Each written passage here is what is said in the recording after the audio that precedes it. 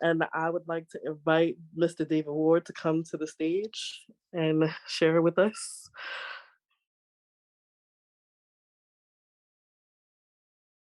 Thank you, Naya. This is an exciting evening to share with everyone. And I have to admit, this morning, Stephanie asked me a question that really took me back. She goes, "So how long have you been writing poetry?" And I literally had to go back and think about it. And we came up with 52 years. And I had selected a few of my more recent poems that I wanted to share. And then I went back and I told Steph, I said, "Steph, is it okay if I go back and show the progression and read some of my early poems and then finish it off with a recent poem?" And so she gave me permission to do that. So if you will indulge me for just a little bit, I'm gonna take you on a journey, the journey that I have taken in writing poetry. So I am a child of the 60s and a child of the civil rights era.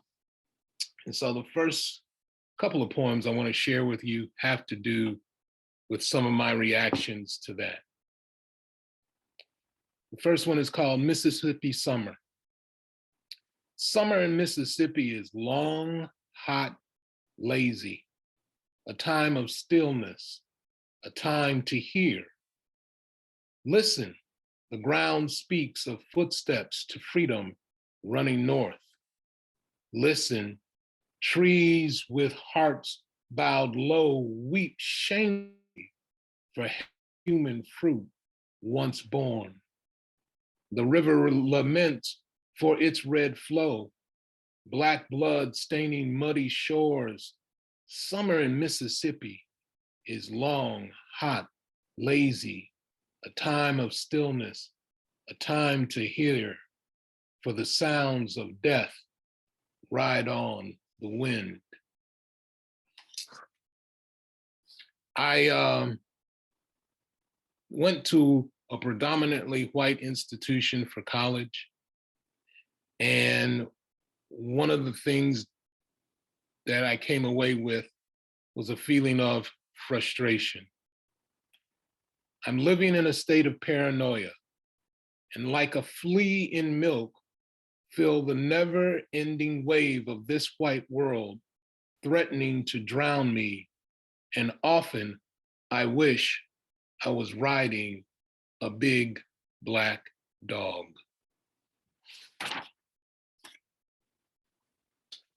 So I was a romantic when I graduated, and I was never one that was really able to rap to the girls. So I was standing on a subway platform one day, and I was watching this young man, and this were first impressions. Waiting for the A train, he approached her. My resume indicates that I am well educated. My perfume demonstrates that my style is strictly chic. The labels in my wardrobe answer any questions concerning my financial requirements. And this half-used roll of search tells you my conversation is always sweet.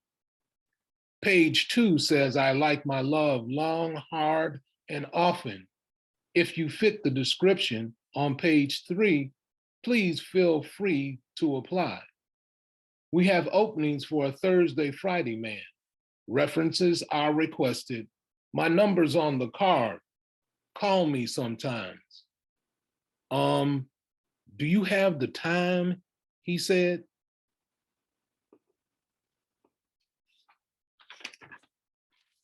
And then the last piece I want to share with you is more recent. Where we once lived. We journeyed north and west from the dusty road, from the dusty lands south of the Mason-Dixon line, crossed over into the oasis of manicured lawns with flower gardens in the front, small plots of vegetables in the rear beside the two-car garage. Having passed the civil service exam that granted us access to federal, state, and municipal jobs, we no longer had to hold rent parties or live in boarding houses. We purchased a quarter acre of the 40 we were promised at emancipation and called it ours. Over time, city services became scarce. The green grass turned brown, then only the patches of dry dirt remained. As our unemployment rose, we drowned our sorrows in brown liquor hidden in paper bags, flew above the despair on rock cocaine, and hurtled earthbound with needles in our arms and horses on our backs. Our properties became distressed.